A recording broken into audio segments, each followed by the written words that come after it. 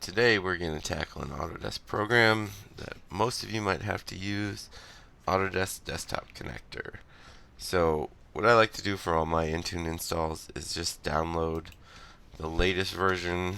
You can get it from their products and services page. Go ahead, download from here. Do the same thing for all the apps. We get a clean download. You can see I've already got it downloaded. But you would download here and basically just go through your downloads and get the clean install. No, I don't like to put any kind of custom installs. I think the cleaner the install is, the easier it runs from Intune. Could you change it? Of course. Could you run into problems? 100%. But basically, once you download this, you're just going to unzip it, and you're going to get it to put itself in your folder setup. Generally goes into your Autodesk program. You get something like this. What I like to do is rename it. So I'll take it and put it into my Intune setup folder, in my input folder. Once it unzips, I always make an Autodesk folder under here, because then I copy it to the C drive Autodesk folder for install. And you'll see I rename my folder. I don't know why. Autodesk used to name it with the version number in it. They changed that, so it's just like a random, like Setup 002 or something like that. This way I know that my users have the latest install, and it's not like mixing in with stuff, so I always rename it. And then, the simple thing here is you just make your kicker. So in here you got this exact same Autodesk to unzip folder. You got your image folder, your setup. You're not changing anything here. The big thing is your Powershell script. So for us, our first line is to copy basically everything in that Autodesk folder to the C drive Autodesk folder that we all know and love. I force it. We've tried using move. Move doesn't always go successfully. Don't know why. Depends on the size of the folder. Works half the time, doesn't work half the time. Copy seems to always work, so we use that. Because it's Desktop Connector, if it's running, it gets in the way. So our second line is to kill the Desktop Connector application if it's running with a force. That's this line right here, taskkill. So you will use that to basically shut down Desktop Connector. And then for whatever reason, Autodesk programs install best from a command line. So in our PowerShell script, we're calling, command line to run basically the setup. Because it is Desktop Connector, the install command and the silent command are like this. You'll find that across all Autodesk products, plugins, and updates, they're different. For like the main programs, it's a -Q for silent.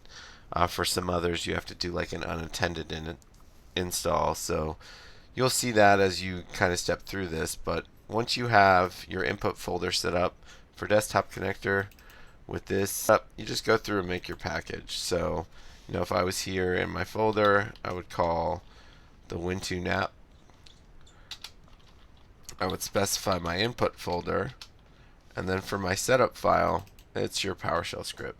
So mine, I always name, as we skip through versions, Desktop Connector with the version number.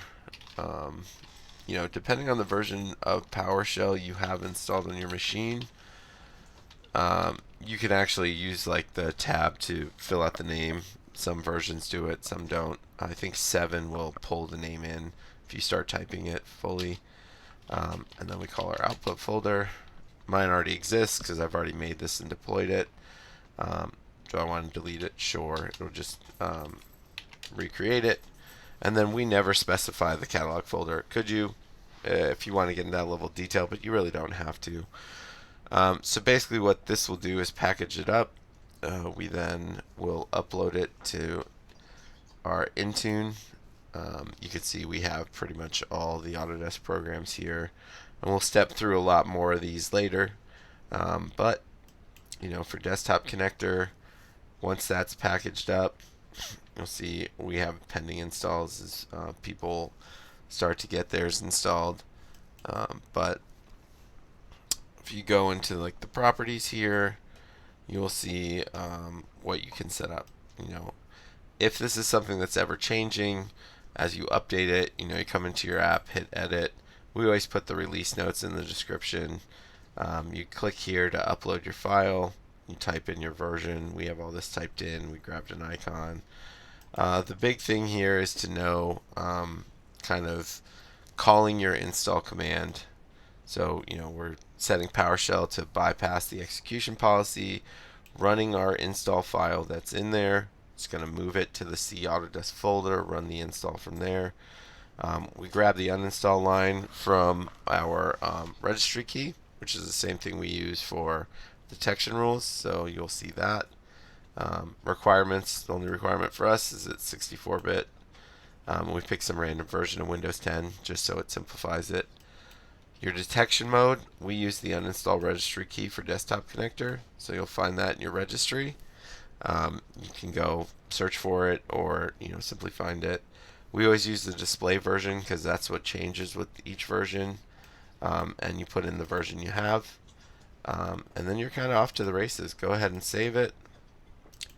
Because this is an app we've already done, we've already have it set to install. You can see for us, we set it to all devices. We pick a day it's available, say as soon as possible, and then kind of let it go. Generally, we'll set like a date and time that is after 8 p.m. So you'll see this. You can change the availability. This was actually, you just pick from the calendar. Like if you wanted it to roll out a week later, you could do that. If you wanted to roll out that very day, you can change it 8 p.m. as soon as possible. You don't have to set a time, and if you don't set a time, as soon as this is uploaded and ready to go and computers start checking in, the installs will happen.